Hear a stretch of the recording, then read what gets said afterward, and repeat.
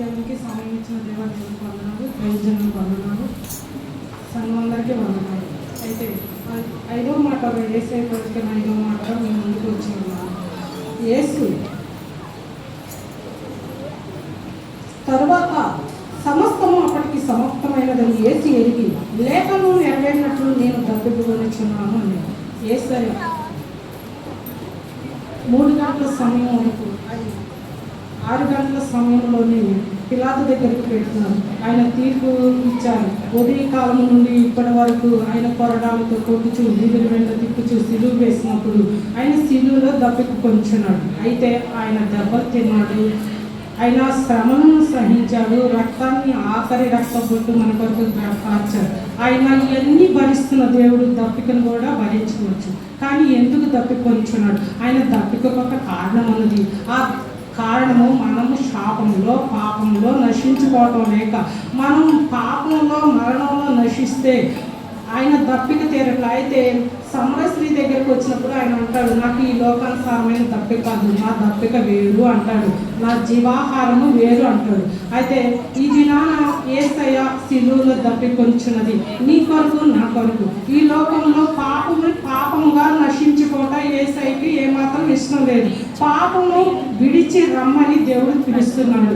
ఈ దినాన దేవుడు నిన్నే పిలుస్తున్నాడు, నన్ను పిలుస్తున్నాడు. ఏమనంటే నువ్వు పాపిగా మరణించడం ఏమాత్రం ఆయనకి ఇష్టం లేదు. ఈ లోకంలో పాపాన్ని విడిచి పవిత్రగా జీవించడం ఆయనకి ఇష్టము. ఏ క్షణం మరణం వస్తుందో తెలియదు, ఏ దినాన్ని చనిపోతామో తెలియదు. ఉన్నవాళ్ళు ఉన్నట్లుగానే ఊపిరిపోవచ్చు. కానీ యేసయ్య ఈ దినాన నీవు ఆ రీతిగా ఆయనకి ఇష్టంగా ఉండి చనిపోతే ఆయన సిలువలో కొనిన దప్పిక తీర్చినాడు. ఈ లోకంలో ఎన్నో దప్పికలు ఉన్నాయి. కొంతమందికి తాగి రాత్రంతా తాగి ఉదయం లేకలోనే మళ్ళా దప్పిక, మళ్ళీ త్రాగుడి మీద.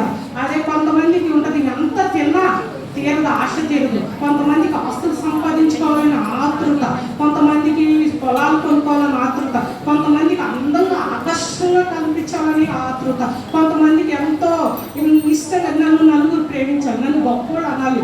కొంతమందికి అధికారంతో కూడిన ద్రాహం, వాళ్ళకి ఎవరిని చంపైనా అధికారం ఎక్కాలి. ఎంతమంది నశించిపోయినా అధికారంగా తండ్రినైనా భార్యనైనా బిడ్డలైనా వారిని బలి చేసైనా. అయితే ఈ దాహాలన్నీ వేరు, ఈ దప్పికలన్నీ వేరు. యేసయ్య కొరకు మన కొరకు దప్పికొంచున్నది మన పాపముల నుండి. ఈ లోక అపవాది అయిన సాతానుడు ఎంత రక్షణ ఉన్న క్షణంలో శ్రమ వచ్చిందంటే, ఈ శ్రమ నాకు ఎందుకు వచ్చింది, నేను చనిపోవాల్సింది. శ్రమ వస్తే శ్రమ దినాన కృంగిపోవద్దు. చాతగాని వాడివి అంటుంది దేవుని లేఖనం. అయితే మనుషుల వైపు చూడొద్దు, లేఖనం వైపు చూద్దాం. అయితే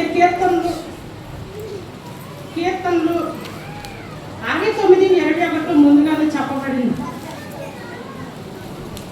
69:21 వారు చేతులు నాకు ఆహారంగా పెట్టిరి, నాకు దప్పిక అయినప్పుడు చిరకను త్రాగనిచ్చిరి. అయితే యేసయ్య సిలువలో దప్పికొన్నప్పుడు చేదును ఆహారంగా పెట్టారు, చిరకను ఆహారంగా పెట్టారు, దప్పిక త్రాగనిచ్చారు. అయితే యేసయ్య ఈ దప్పిక మన రక్షణ కొరకు, మన పాపముల నుండి విడిపించడం కొరకు. అక్కడ రూతు గ్రంథంలో ఆమె అక్కడికి వెళ్ళినట్లయితే ఆమె దప్పిక పొందుతున్నది. అక్కడ బోయాజు అంటాడు, నీటి వద్దకు వెళ్ళి దాహం తీర్చుకోవాలి. ఆ బోయాజు చెప్పిన మాట రూతు విని అప్పుడు ఏం చేసింది,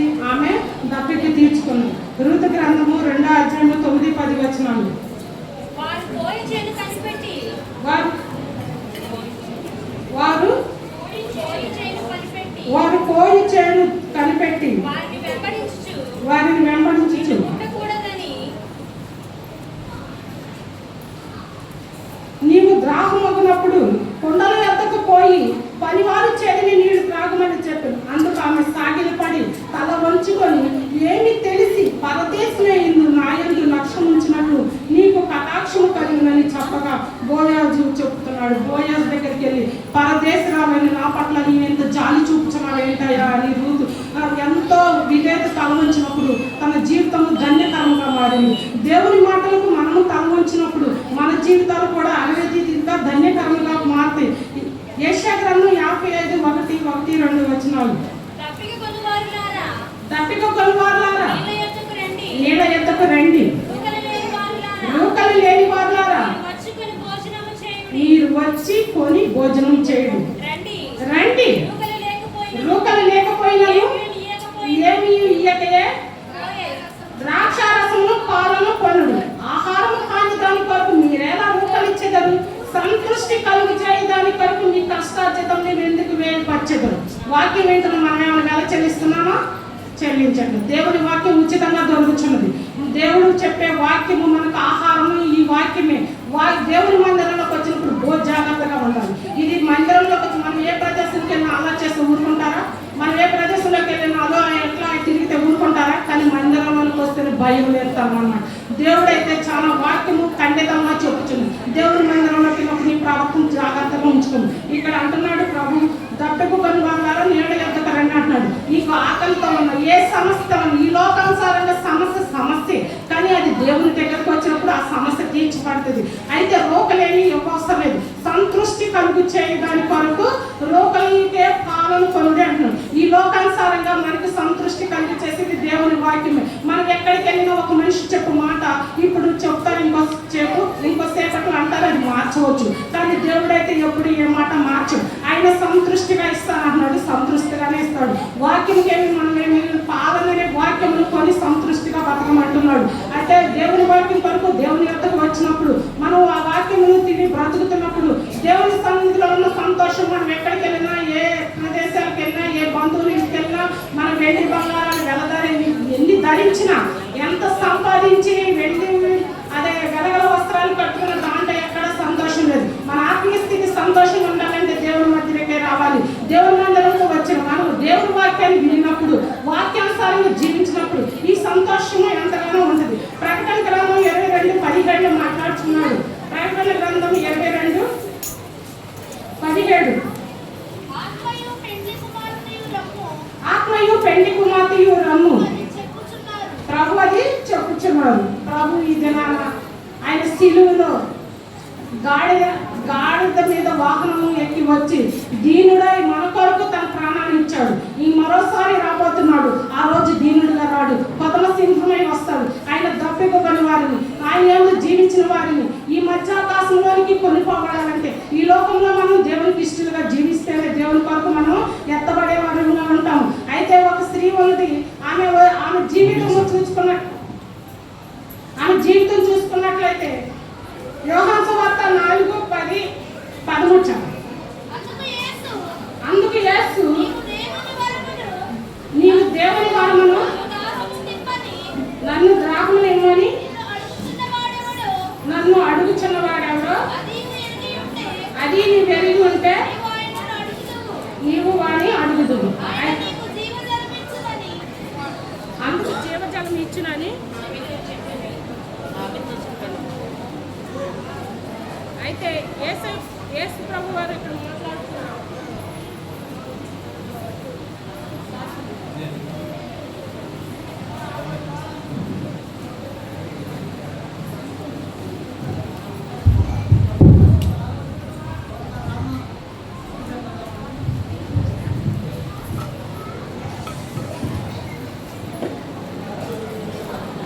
సమరస్త్రీ దగ్గరికి యేసయ్య వచ్చినప్పుడు, సమరస్త్రీ దగ్గర ఆమె చాలా ఈ లోకానుసారంగా తన ఇష్టమైన జీవితాన్ని గడుపుతూ ఉంది.